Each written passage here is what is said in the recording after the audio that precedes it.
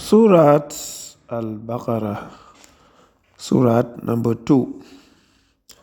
أعوذ بالله من الشيطان الرجيم. بسم الله الرحمن الرحيم. Alif Lam Mim. Certain surahs have certain initials prefixed to them, which are called the abbreviated letters. Opinions are divided as to the exact meaning of each particular letter or combination of letters, and it is agreed that only Allah knows their exact meaning. ذلك الكتاب لا ريب فيه هدى للمتقين. This is a book. In it is guidance for sure, without doubt, to those who fear Allah. Taqwa, fear. The fear of Allah can mean restraint or guarding one's tongue, hand, and heart from evil. Hence, righteousness, piety, good conduct. All these ideas are implied. الذين يؤمنون بالغيب ويقيمون الصلاة ومما رزقناهم ينفقون. Who believe in the unseen, are steadfast in prayer, and spend out of what we have provided for them. In this verse, all bounties proceed from Allah. They may be physical gifts, example food, clothing, houses, gardens, wealth, etc. Intangible gifts, example influence, power, birth, and the opportunities flowing from it, health, talents, etc. Or spiritual gifts, example insights into good and evil, understanding of man, the capacity for love, etc. We are to use all in humility and moderation. But we are also to give out of every one of them something that contributes to the well-being of others. We are to be neither ascetics nor luxurious sybarites, neither selfish misers nor thoughtless prodigals. والذين يؤمنون بما أنزل إليك وما أنزل من قبلك وبالآخرة هم يوقنون. And who believe in the revelation sent to you and sent before your time, and in their hearts have the assurance of the hereafter. Righteousness comes from a secure faith, from sincere devotion to Allah, and from unselfish service to man. أولئك على هدى من ربهم وأولئك هم المفلحون. They are on true guidance from their Lord, and it is those who will prosper. Prosperity must be taken as referring to all the kinds of bounty. The right use of one kind lead to an increase in that and other kinds, and that is prosperity. إن الذين كفروا سواء عليهم أأنذرتهم أم لم تنذرهم لا يؤمنون. As for those who reject faith, it is the same to them, whether you warn them or you do not warn them, they will not believe. Kafara or kuf or kafir, and derivative form of the word, imply a deliberate rejection of faith as opposed to a mistaken idea of Allah or faith, which is not inconsistent with an earnest desire to see the truth. Where there is such desire, the grace and mercy of Allah gives guidance. But that guidance is not efficacious when it is deliberately rejected. The consequence of the rejection is that the spiritual faculties become dead or impervious to better influences. ختم الله على قلوبهم وعلى سمعهم وعلى أبصارهم غشاوة ولهم عذاب عظيم. Allah has set a seal on their hearts and on their hearing, and on their eyes is a veil. Great is the chastisement they incur.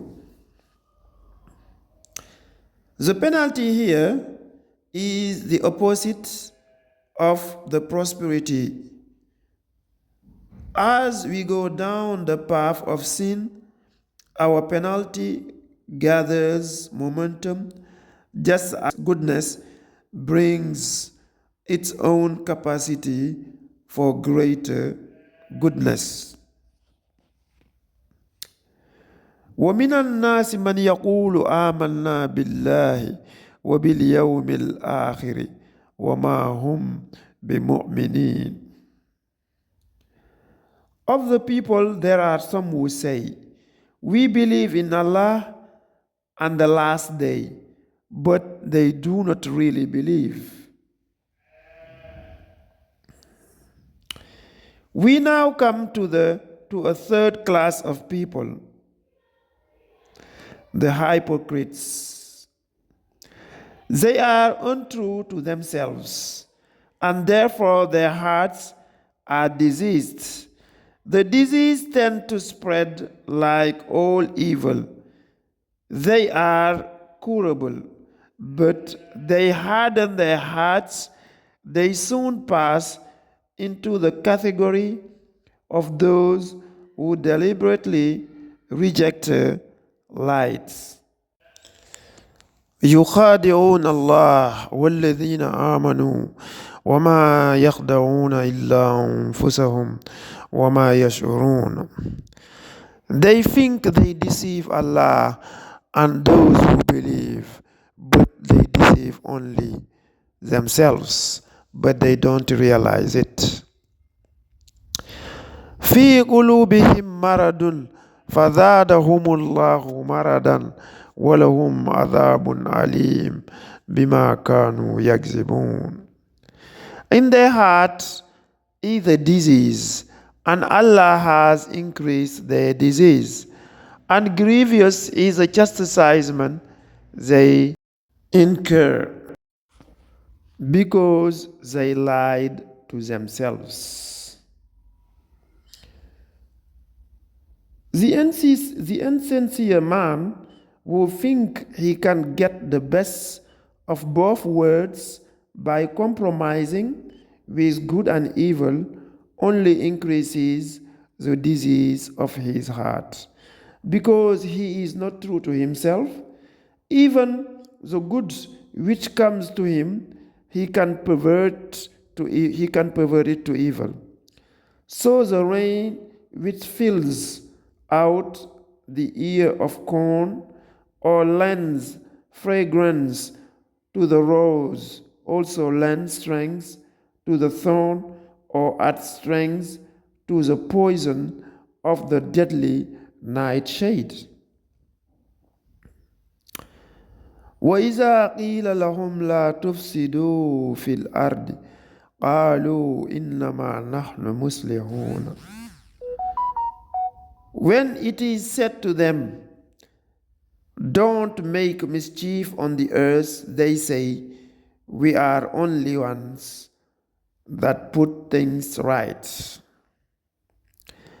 ألا إنهم هم المفسدون ولكن لا يشعرون. Of course, they are the ones who make mischief, but they don't realize it. Much mischief is caused sometimes unwillingly by people who think that they have a mission of peace, when they have not even a true perception of right and wrong, but their blind arrogance, they depace the good and encourage the evil. وإذا قيل لهم آمنوا كما آمن الناس قالوا أنؤمن كما آمن السفهاء ألا إنهم هم السفهاء ولكن لا يعلمون. When it is said to them, believe as the others believe, they say, shall we believe as the fools believe? No. Of course, they are the fools, but they don't know. This is another phase of hypocrite and the cynic. Faith, he says, is good enough to fools, but his cynicism may be the greatest folly in the eyes of Allah. وَإِذَا لَقُوا الَّذِينَ آمَنُوا قَالُوا آمَنَّا وَإِذَا خَلَوْا إِلَى شَيَاطِينِهِمْ قَالُوا إِنَّمَا نَحْنُ مُسْتَهْزِئُونَ. When they meet those who believe, they say, we believe. But when they are alone with the evil ones, they say, we are really with you. We were only joking. A deeper phase of insincerity is actual duplicity, but it never pays in the end. If we compare such a man to a trader, he loses in the bargain. Allahu yastahzi'u bihim wa yamudduhum fi dughyanihim yahmahun. Allah will throw back their mockery on them and give them rope in the trapeces, so they will wander like blind ones to and fro. أولئك الذين اشتروا الضلالة بالهدى فما ربحت تجارتهم وما كانوا مهتدين. These are they who have bartered guidance for error, but their traffic is profitless, and they have lost true direction. مثلهم كمثل الذي استوقد نارا فلما ضاءت ما حوله ذهب الله بنورهم وتركهم في ظلمات لا يبصرون. Their similitude is that of a man who kindled a fire. When it lighted all around him, Allah took away their light and left them in utter darkness, so they could not see. The man wanted light. He only kindled a fire. It produced a blaze and won the applause of all around. But it did not long last. When the flame went out, as was inevitable, the darkness was worse than before, and they all lost their way. So, hypocrisy, deception, arrogant compromise with evil, cynicism, or duplicity may win temporary applause. But the true light of faith and sincerity is wanting, and therefore it must mislead and ruin all concerned. In the consternation, they cannot speak or hear each other, and of course, they cannot see, so they end like the deliberate rejectors of faith, wildly groping about, dumb, deaf, and blind. Summum bukmun umyun fahum la yarji'un. Deaf, dumb, and blind, they will not return to the past. أو كسيب من السماء فيه ظلمات ورعد وبرق يجعلون أصابعهم في آذانهم من الصواعق حذر الموت والله محيط بالكافرين.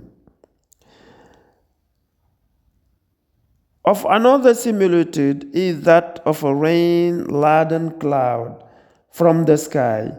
In it are thorns of darkness and thunder and lightning.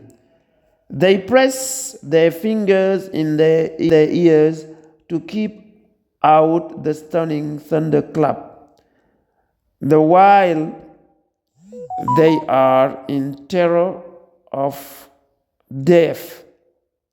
But Allah is ever around the rejectors of faith. A wrongfully graphic and powerful simile applying to those who reject faith is their self-sufficiency. They are undisturbed normally, but what happens when a great storm breaks over them? They cover their ears against the thunderclap, and the lightning nearly blinds them.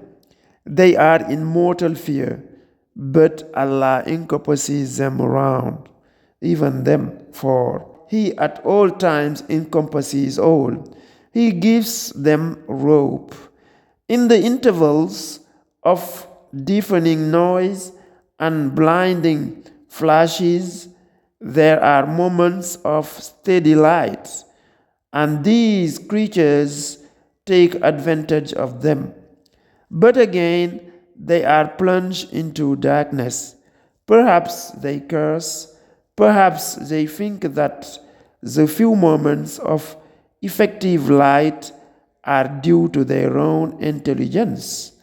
How much wiser would they be if they humbled themselves and sought the light of Allah?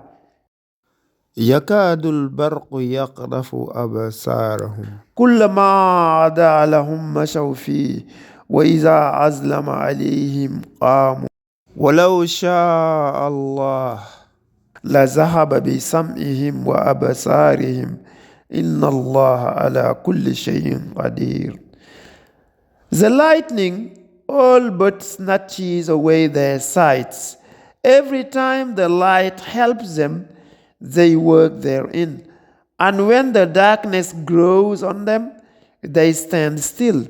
And if Allah willed, He could take away their faculty of hearing and seeing, for Allah has power over all things. يا أيها الناس اعبدوا ربكم الذي خلقكم والذين من قبلكم لعلكم تتقون. Oh, you people, worship your guardian Lord, who created you, and those who came before you, that you may become righteous. Adoration is the act of the highest and humblest reverence and worship. When you get into that relationship with Allah, who is your creator and guardian, your faith produces works of righteousness. It is a chance given to you. Will you take it? If you do, your whole nature will be transformed. الذي جعل لكم الأرض فراشا والسماء بناء وأنزل من السماء ماء فأخرج به من الثمرات رزقا لكم فلا تجعلوا لله أندادا وأنتم تعلمون. Who has made the earth your couch, and the heavens your canopy, and sent down rain from the heavens, and brought forth therewith fruits for your sustenance? Then do not set rivals unto Allah when you know the truth. Further proof of Allah's goodness to you are given in this verse. Your whole life, physical and spiritual, depends upon Him. The spiritual is figured by the canopy of heaven. The truth has been brought plainly before you. Will you still resist it and go after false gods, the creation of your own fancy? The false gods may be idols, superstitions, self, or even great or glorious things like poetry, art, or science, when set up as rivals to Allah. They may be pride of race, pride of birth, pride of wealth or position, pride of power, pride of learning, or even spiritual pride. وإن كنتم في ريب مما نزلنا على عبدنا فأتوا بسورة من مثله وادعوا شهداءكم من دون الله إن كنتم صادقين. And if you are in doubt as to what we have revealed from time to time to our servant, then produce a surah like this one, and call your witnesses or helpers if there are any besides Allah, if you are truthful. How do we know that there is a revelation and that it is from Allah? Here is a concrete test. The teacher of Allah, of Allah's truth, has placed before you many surahs. Can you produce one like it? If there is anyone besides Allah who can inspire spiritual truth in such noble language, produce your evidence. Or is it that your doubts are merely argumentative, refractory against your own inner light or conscience? All true revelation in itself is a miracle and stands on its own merits. فإن لم تفعلوا ولن تفعلوا فاتقوا النار التي وقودها الناس والحجارة أعدت للكافرين. But if you cannot, and of course you can't, then fear the fire, whose fuel is men and stones, which is prepared for those who reject faith. According to commentators, the stones mentioned in this verse refer to the idols which the polytheists worshipped. Thus, far from coming to the aid of their worshippers, the false gods would be a means of aggravating their torment. وبشر الذين آمنوا وعملوا الصالحات أن لهم جنات تجري من تحتها الأنهار كلما رزقوا منها من ثمرة رزقا قالوا هذا الذي رزقنا من قبل وأتوا به متشابها ولهم فيها أزواج مدهرة وهم فيها خالدون. But give glad tidings to those who believe and work righteousness, that their portion is garden, beneath which rivers flow. Every time they are fed with fruit therefrom, they say, why, this is what we was fed with before. For they are given things in similitude, and they have therein spouses purified, and they abide therein forever. What can be more delightful than a garden where you can observe from a picturesque height a beautiful landscape around you, rivers flowing with crystal water, and fruit trees of which the choicest fruit is before you. The fruit of goodness is goodness. Similar but choicer is every degree of ascent. You think it is the same, but it is because of your past experiences and associations of memories. إن الله لا يستحي أن يضرب مثلا ما بعودة فما فوقها فأما الذين آمنوا فيعلمون أنه الحق من ربهم وأما الذين كفروا فيقولون ماذا أراد الله بهذا مثلا يضل به كثيرا ويهدي به كثيرا وما يضل به إلا الفاسقين. Allah does not disdain to use the similitude of things, even of a nut, as well as anything above it. Those who believe know that it is the truth from their Lord, but those who reject faith say, what Allah means by this similitude? By it He causes many to stray, and many He leads into the right path, but He doesn't cause stray except those who forsake the path. Allah says, even of a nut. Here, to Allah, all His creation has some special meaning appropriate to itself, and some of what we consider the lowest creatures have wonderful aptitudes. Example, the spider or the fly parables like these may be an occasion of stumbling to those who forsake the path.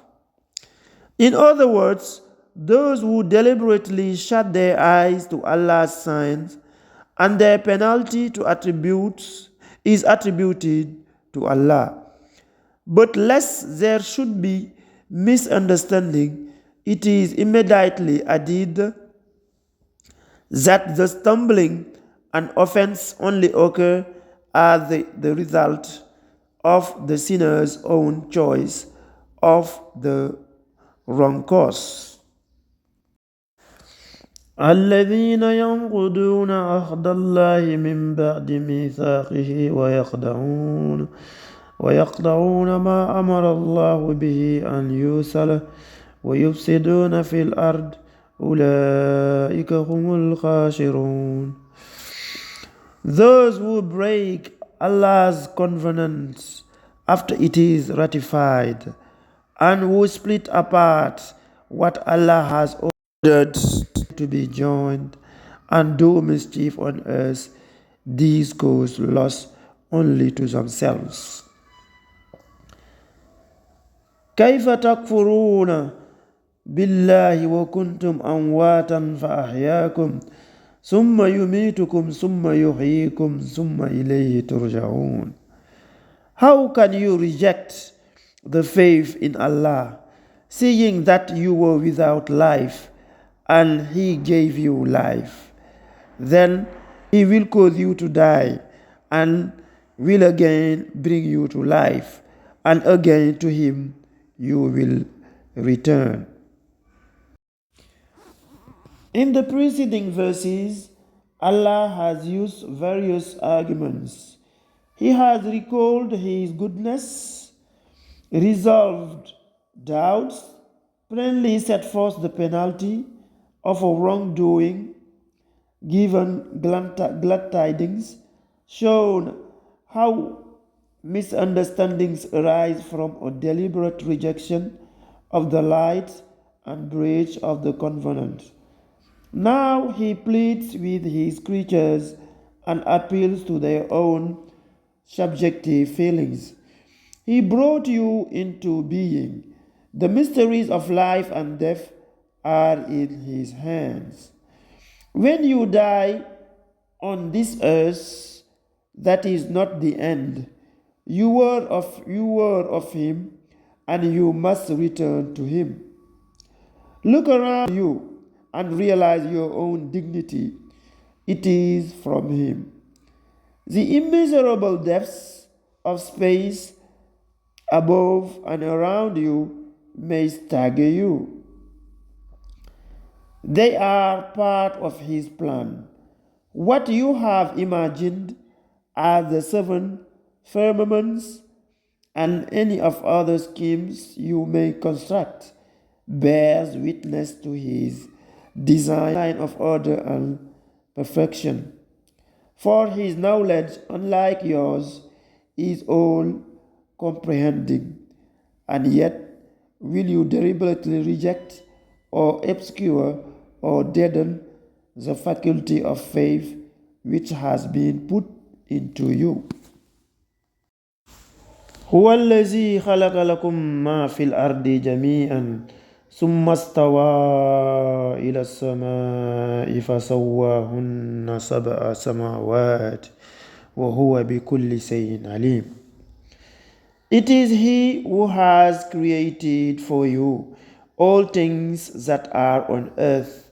Then He turned to the heaven and made them into seven firmaments, and of all things He has perfect knowledge.